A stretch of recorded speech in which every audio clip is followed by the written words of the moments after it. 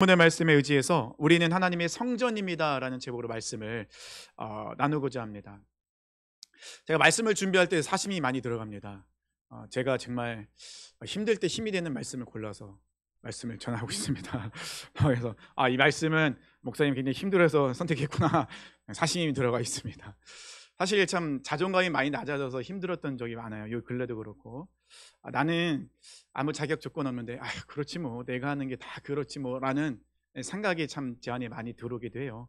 목사로서 말씀을 전하는 사람으로서 부족한 것이 참 많습니다. 또 주님과 동행하는 교회에 담임 목사이긴 하지만 과연 담임 목사로 내가 잘하고 있는 건가? 라는 그런 생각할 때 참 두려움이 찾아오기도 해요. 그것 때문에 잠을 못 자기도 하고 그런 불안감에 휩싸이기도 합니다. 말씀을 제대로 전하고 있는 건가? 이런 것들 정말 헌신하고자 이곳에 오신 분들인데 그분들의 말씀을 잘 전하고 있는 건가? 대한 그런 두려움, 내가 정말로 내가 말씀을 전하는데 잘 살아내고 있는가에 대한 그런 점검과 두려움, 이런 것 때문에 가끔은 자존감이 완전히 무너질 때가 있어요. 정말 나는 아무것도 아닌데 두렵다. 이 강대상에 서는 것이 두렵다. 말씀이 전하는 것이 두렵다. 담임 목사로서 이걸 끌어간다는 게 되게 두렵다라는 마음에 휩싸일 때는 되게 무서워요. 불안하기도 하고 어려움도 찾아온다는 것입니다. 근데 사도 바울은 우리에게 정말 중요한 말씀을 합니다. 오늘 16절 말씀 보니까요. 뭐라고 말씀하고 있죠? 너희가 하나님의 성전인 것과 하나님의 성령이 너희 안에 계시는 것을 알지 못하느냐. 그러니까 16절 말씀을 보면은 지금 이 고린도 교회 성도들에게 쓴 건데 결국은 우리에게도 동일하게 적용되는 말씀이잖아요. 뭐라고 지금 사도 바울이 반문하고 있습니까? 당신들이 어떤 존재인지를 정확히 모르고 있어요. 당신들은 하나님의 성전입니다. 당신들 안에는 하나님의 성령이 계십니다. 왜 그것을 알지 못합니까? 라고 사도 바울은 우리에게 반문하고 있다는 것입니다. 즉, 이 말씀을 통해서 우리가 어떤 존재인지를 사도 바울은 분명히 말씀하고 있어요. 어떤 존재입니까? 하나님의 성전이라는 거예요. 하나님의 성전이라는 것은 하나님이 우리를 얼마나 사랑하고 계시는지, 우리에게 복을 주시고 우리와 늘 함께하고 계시다는 것을 분명히 이 16절 말씀을 통하여 사도 바울은 우리에게 알려주고 있다는 것입니다. 마태복음 1장 23절에 보라, 처녀가 잉태하여 아들을 낳을 것이요 그의 이름을 임마누엘이라 하리라 하셨으니 이를 번역한즉 하나님이 우리와 함께 계시다 함이라. 함께 계실 것이다가 아니라 함께 계시다예요. 이미 우리와 함께하고 계시다는 거예요. 이 말씀은 벌써 700년 전에 선지자 이사야 선지자가 예언적으로 선포한 말씀입니다. 하나님이 분명하게 함께 하신다.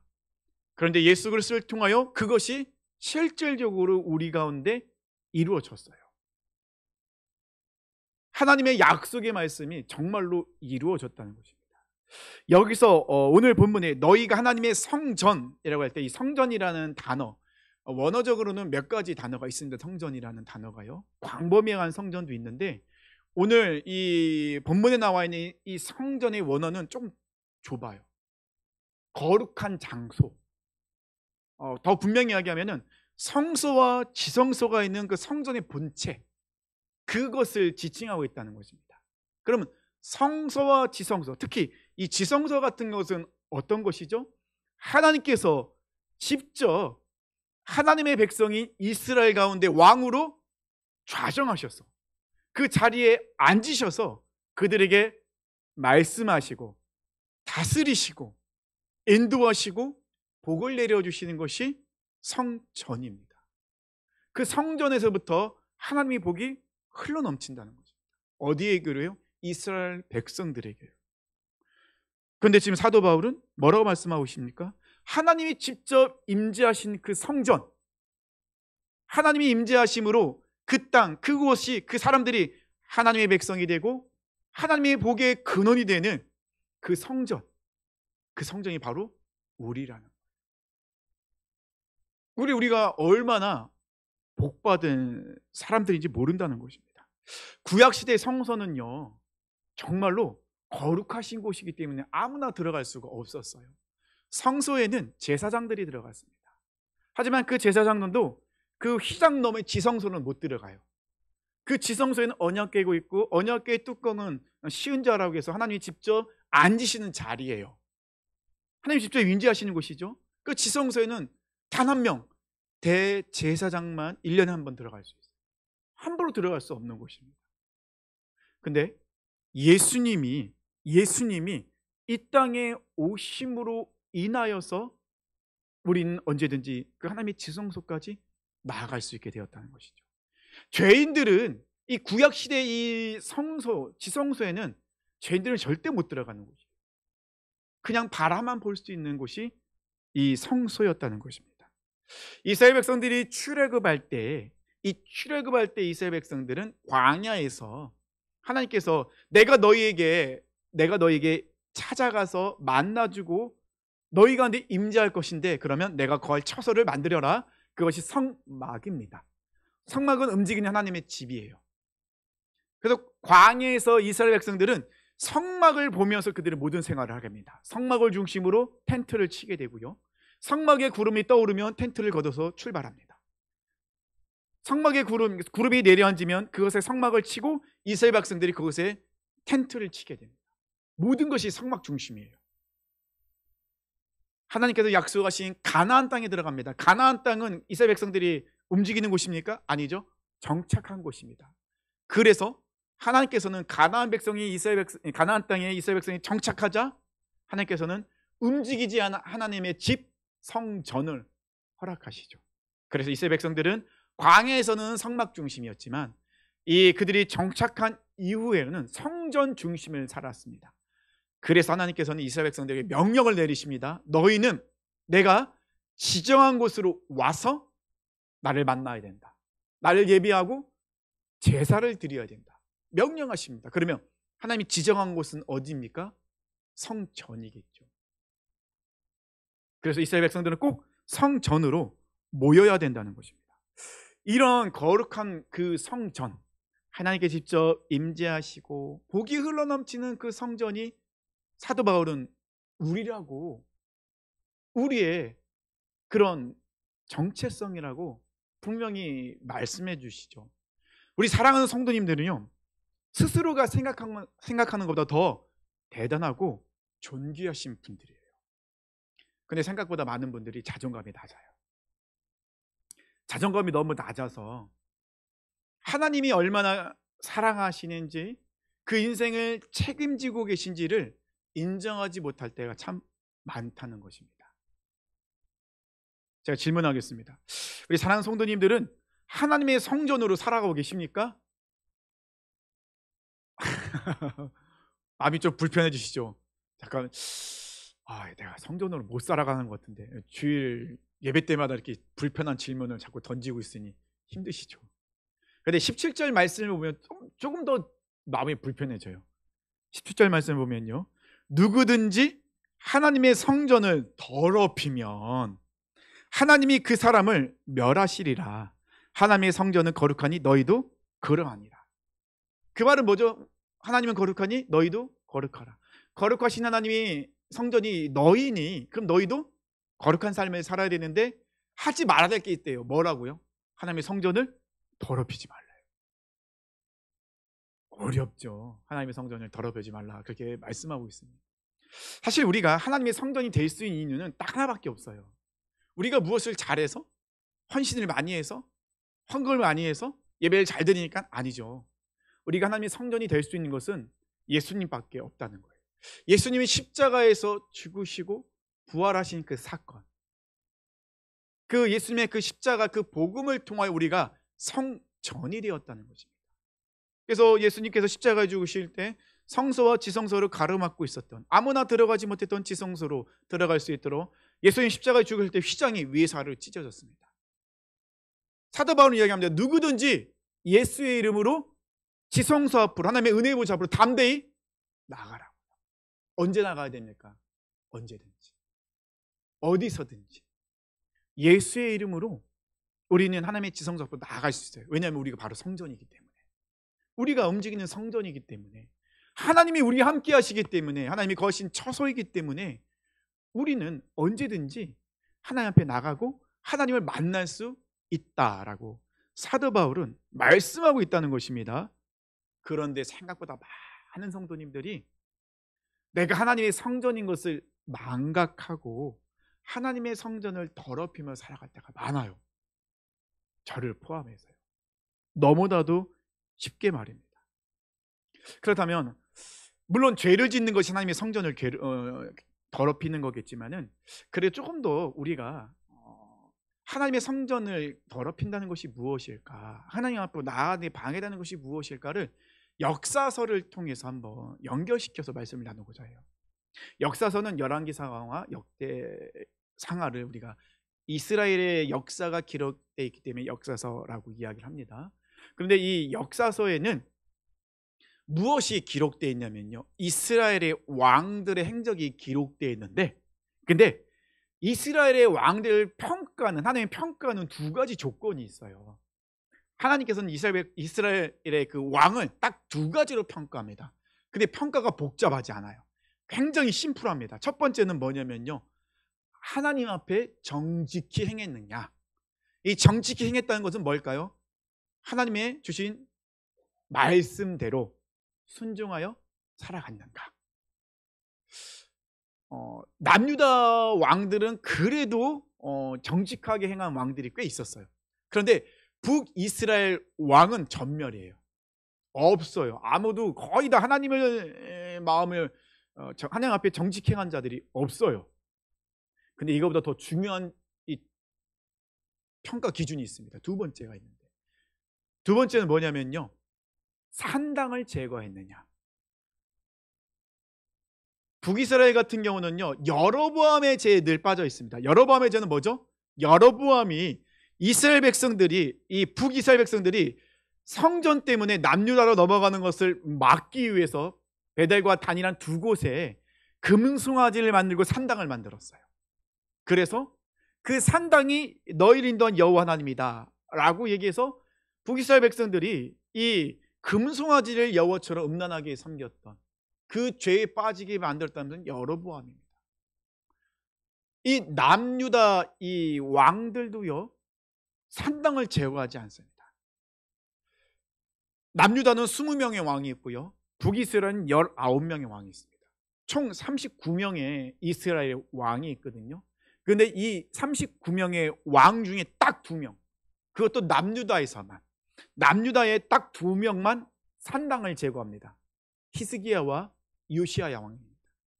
딱 2명 빼고는 아무도 산당을 제거하지 않아요. 제거하지 못하는 게 아니라 제거하지 않아요. 종교개혁을 일으키는 왕들도 있었어요. 근데 그들도 종교개혁을 일으키고 여호와 보시기에 정직히 행했으나 산당은 제거하지 않습니다. 산당과 하나님의 성전을 더럽히는 것은 연결되어 있어요. 사사기도 그렇고요, 역사서도 그렇고요, 지속적으로 우리에게 던지는 질문이 있습니다. 성경이, 그 말씀이 우리에게 던지는 질문이 무엇이냐면요, 누가 왕이냐예요. 사사기도 그렇지만 역사기서도요, 가만히 읽어보면요, 누가 왕이냐는 그런 질문을 던지고 있습니다.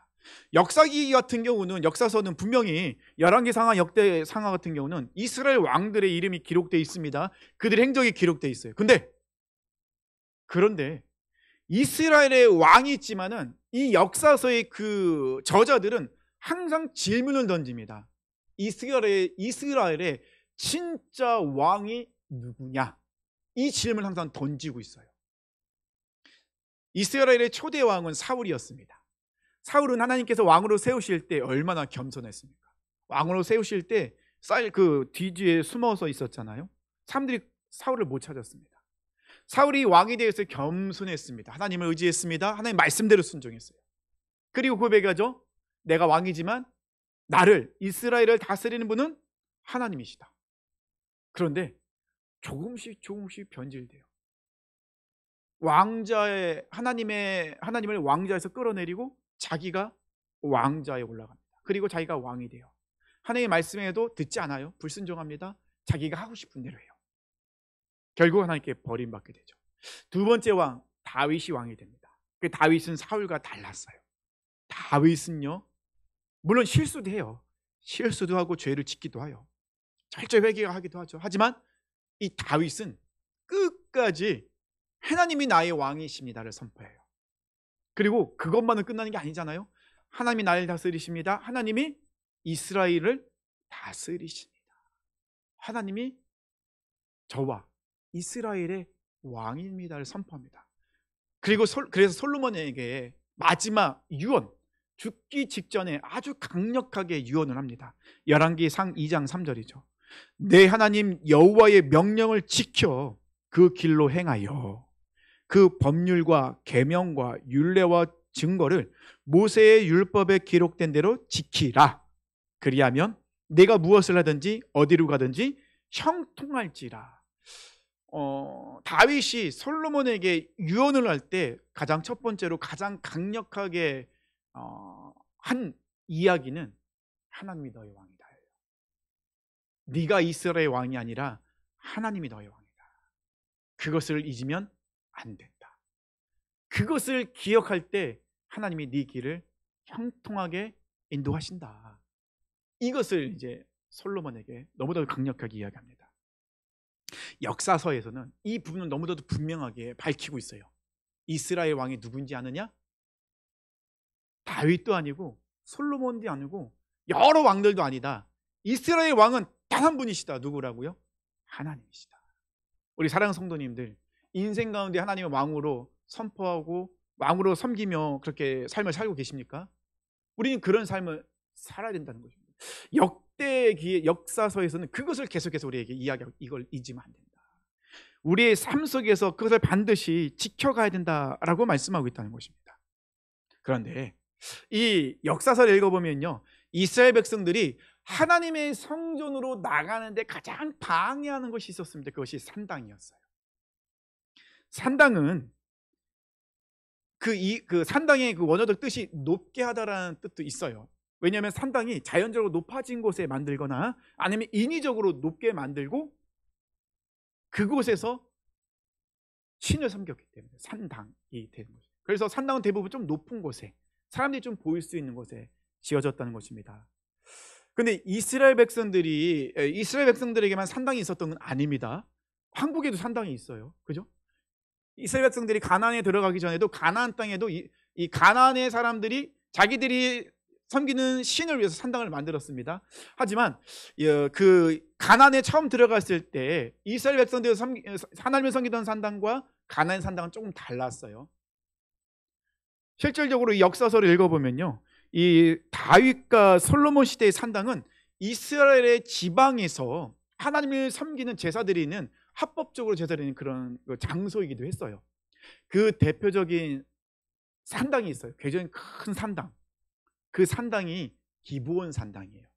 기브온 산당 많이 들어보셨죠? 기브온 산당 하면 떠오르는 인물이 있습니다. 누굴까요?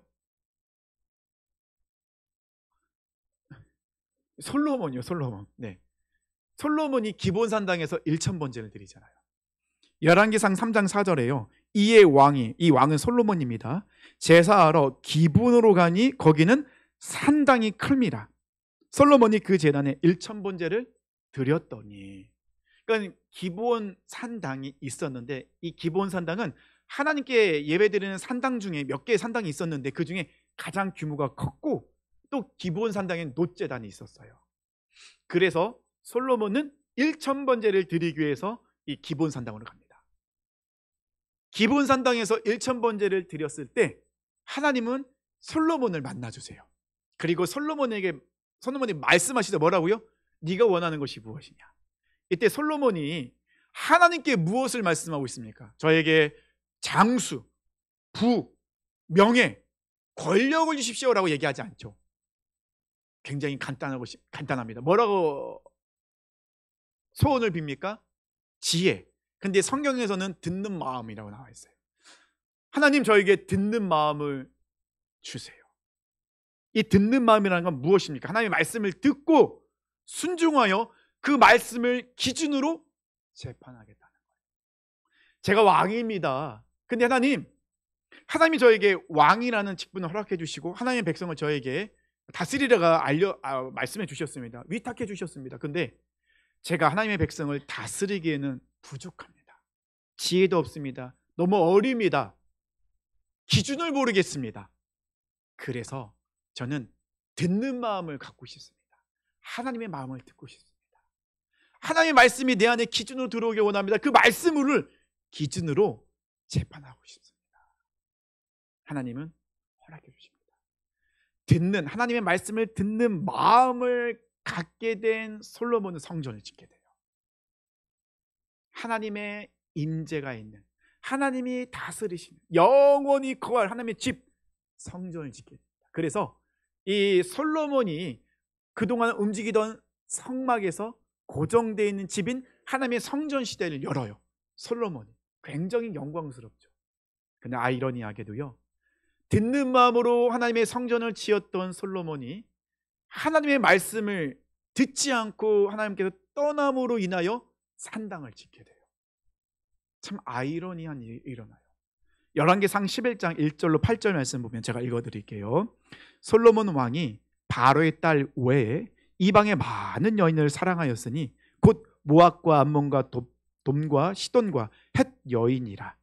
여호와께서 일찍이 이 백성 여러 백성에게 대하여 이스라엘 자손에게 말씀하시기를 너희는 그들과 서로 통혼하지 말며 그들도 너희와 서로 통혼하게 하지 말라.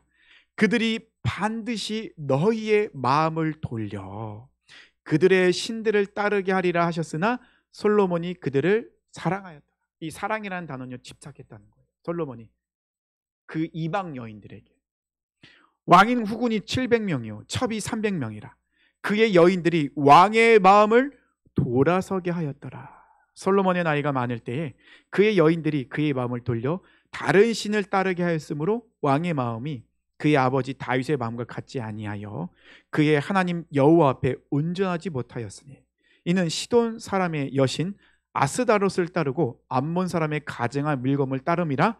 솔로몬이 여호와의 눈 앞에서 악을 행하여 그의 아버지 다윗이 여호와를 온전히 따름과 같이 따르지 아니하고 모압의 가증한 그모스를 위하여 예루살렘 앞 산에 산당을 지었고 또 암몬 자손의 가증한 몰록을 위하여 그와 같이 하였으며. 이 말씀을 통해서 참 무섭다라는 걸 깨닫게 돼요. 솔로몬이 하나님의 말씀을 들었을 때는요, 성전을 지을 수 있었어요. 그런데 하나님께서 말씀하신 명령하신 그 명령을 따르지 않고 그냥 자기가 좋아하는 대로 이방 여인을 집착하여 사랑하게 되었을 때 그 여인, 분명히 하나님 경고하셨거든요. 너 이방 여인과 결혼하지 마라. 이방 여인을 결혼하면 너희 마음을 그 여인들이 하나님께서 돌이키게 만들 것이다. 분명히 말씀하셨거든요. 명령하셨거든요. 경고하셨거든요. 그런데 솔로몬은요, 어떻게 했습니까? 이방 여인을 사랑함으로 인하여 하나님이 말씀하신 대로 그 마음이 어떻게 해요? 하나님에게서 우상에게로 돌이켰어요. 하나님의 말씀이 들어올 땐 성전을 짓게 되는데 하나님의 말씀이 그에서 떠나고 이방 여인, 다른 세상에 내 소리를 듣게 되자 무엇을 짓습니까? 산당을 짓더라는 겁니다. 성전과 산당은요, 굉장히 가까이 있더라는 거예요. 멀리 떨어져 있다는 게 아니에요. 이 산당을 통하여서 이스라엘 백성들은요, 우리 역사서를 읽어보세요. 이스라엘 백성들은 이 산당 때문에 계속 악한 길에서 떠나지 못합니다. 아무리 종교개혁을 일으켜도 이스라엘 백성들은 이 산당 때문에 발목이 딱 잡혀서 하나님께 나가지 못해요. 이 산당은 이스라엘 백성들이 여호와 하나님의 성전으로 나가는데 방해물이에요. 이 산당은 너무나도 이스라엘 백성들의 발목을 꽉 잡고 있었다는 것입니다. 자, 그러면 왜 왕들은 산당을 제거하지 않았을까요? 못한 게 아니라 제거하지 않은 거거든요. 왜 왕들은, 힘이 있잖아요. 권력, 능력, 군사들을 이끌고 제사장을 이끌고 산당을 제거했었는데 안 해요. 딱 2명 빼고 산당을 제거하지 않습니다. 왜 안 했을까요? 근데 대답은 굉장히 심플해요. 왜냐면요. 왜 그랬을까요? 네? 왜 그랬을까요? 왜냐면요. 이스라엘 백성들이 산당에 예배드리는 걸 너무 좋아해요. 왕은 분명히 하나님의 말씀을 알아요. 하나님이 싫어하는 게 알아요. 하나님의 가장 좋아하는 거 뭐예요? 성전을 예배드리는 거. 그럼 하나님이 싫어하시는 건 산당에서 예배드리는 거. 산당을 제거하기 원하세요. 근데 왕은 자기의 이익을 위해서 하나님의 말씀보다는 이스라엘 백성들의 마음을 얻기 위해서 산당을 제거하지 않습니다. 이것이 이스라엘 백성들의 올무가 돼요. 악에서 떠나지 못하도록. 근데 산당이 표면적으로는요, 산당의 가장 무서운 점이 뭐냐면, 산당이 표면적으로는 우상 숭배하게 만드는 곳이잖아요. 근데 더 깊은 내면으로 들어가면 이 산당은요, 자기가 왕이 되어서 자기가 원하는 우상을 만들어 놓고 마치 그것을 하나님 섬기듯 섬기고 있다는 거예요. 더 쉽게 말씀드리면요, 이스라엘 백성들은요, 산당에서는요, 레인이 아닌 다른 사람을 통해서 하나님의 방법이 아닌 자기의 방법으로 하나님이 아닌 자기가 선택한 우상을 섬기고 있어요. 그러면서 하나님 앞에 뭐라고 얘기하고 있습니까? 하나님, 제가 하나님 잘 섬기고 있죠. 제가 하나님을 잘 예배하고 있죠. 이 산당이 하나님의 성전을 더럽히고 있다는 것입니다. 하나님의 사람들이 성전으로 나아가지 못하도록 가장 큰 방해물이 되었다는 것입니다. 예루살렘 성전까지 가려면 저 멀리 있는 사람들은요, 힘들어요. 제물을 끌고 가기도 어려워요. 근데 집 근처에 산당이 있으면 편해요. 예루살렘까지 갈 필요 없어요. 그리고 내가 하고 싶은 대로 예배 드리면 돼요. 내가 하고 싶은 대로 제물을 잡으면 돼요. 편해요. 쉽게 내가 하고 싶은 대로 할 수 있다는 거예요. 이 편리주의거든요. 이 편리주의는 곧 합리주의라는 함정에 빠져요. 근데 이게 좀 더 깊게 가면요, 이 세상과 혼합주의에 빠지게 돼요. 혼합주의는 어떤 모습으로 나타나는가? 세속주의에 나타나게 돼요. 하나님은 사라지고 하나님의 자리에 내가 하고 싶은 대로, 그래 놓고서는 나는 하나님을 섬기는 사람입니다라고 외치며 나가더라는 것입니다. 하나님과 우상이 짬뽕 돼 있어요. 이게 하나님인지 우상인지 알 수가 없어요. 내가 하나님을 섬기는지 우상을 섬기는 것인지 알 수가 없어요. 구분을 못해요. 분별을 못해요. 상당히 그런 위험을 갖고 있다는 거예요. 하나님을 섬기는 것과 우상을 섬기는 것을 분별하지 못하도록 이스라엘 백성들로 하여금 하나님을 떠나 있으면서도 떠난 것을 알지 못하도록 만드는 것이 산당이다. 사실 저도 모르게 많은 산당을 짓고 살았어요. 뭐 여러 가지 산당이 있겠죠. 제가 지은 산당 중에 하나는 이제 지금이라는 산당이에요. 지금 산당은 어떤 산당이겠습니까? 지금 내가 기도한 대로 이루어져야 돼요. 이것이 이루어지지 않으면 하나님과 싸움을 일으키게 됩니다. 지금 내가 이렇게 기도하고 헌신하고 있잖아요. 그럼 하나님 지금 역사해 주셔야죠. 지금 변화시켜 주셔야죠. 또 한 가지 산당은요, 내가 원하는 모습이에요. 얼마나 많이 속이는지 모릅니다. 내가 하고 싶은 것을 하나님의 뜻이라고 속이는 게 되게 많아요. 하나님은 그걸 연한 적 없으시거든요. 내가 하고 싶었던 거예요. 내가 하고 싶은 것인데 기도하면서 하나님 응답받았다고 하나님의 뜻이라고 그런 산당을 만들어 놓고 마치 하나님께서 역사하셨던 것처럼 속이며 산당을 짓고 참 많이 살아갔어요. 내 안에 산당에 또 이 산당이 있었어요. 자존심의 산당. 혈기라는 산당도 참 무너뜨리기가 어려워요. 아는데 무너뜨리질 않아요. 제거하질 않아요. 히스기야와 요시야처럼 용기가 없었어요. 왜냐하면 그렇게 사는 게 나도 모르게 좋았거든요. 은근히 편했어요. 적당히 타협하면 편해요. 이런 산당들 참 짓고 많이 살았거든요. 그런데 이 산당들은요, 가만히 보면요, 하나님께 집중하지 못하다. 하나님께 집중하지 못하니까 어떤 일이 일어나냐? 마음이 무너집니다. 마음이 정말 많이 무너져요. 마음이 무너지니까는 외적으로 드러나게 되더라고요. 아내가 저보고 왜 자꾸 웃지 않냐요. 나도 모르게 이 마음이 무너지고 몸이 무너지게 되니까는 막 이렇게 눈을 이렇게 치켜들고 있더라고요. 이 미간에는 계속 주름만 잡혀 있고 아주 그것도 골이 깊어요. 펴지지가 않아요. 내 마음의 평강과 평안이 사라지더라고요. 17절 말씀하셨잖아요. 하나님의 성전을 더럽히면 하나님이 그 사람을 멸하시리라. 그러니까 멸하시리라라는 말씀을 보면 하나님 심판하시는 것 같잖아요. 맞아요. 심판하는 거 맞지만은 내가 심판받는 것만으로 뜻하는 것이 아니라 내 삶이 무너진다는 거예요. 내가 하나님의 성전이잖아요. 근데 이 하나님의 성전을 더럽히면 내 삶이 무너지게 돼요.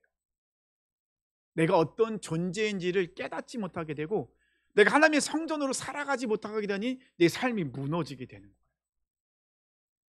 이런 일들이 일어나더라는 것입니다. 결국 그것은 다른 사람에게도 영향력을 끼치게 돼요. 어떤 영향력입니까? 부정적인 영향력. 하나님을 바라보지 못하도록 만드는 영향력. 이런 영향력들이 흩어지게 됩니다. 삶이 자꾸 무너지는 것 같으세요? 내 삶이, 내 마음이 자꾸 무너지는 느낌이 드십니까? 산당을 짓고 계셔야 돼요. 근데 더 심각한 것은 산당을 제거하지 않고 있어요.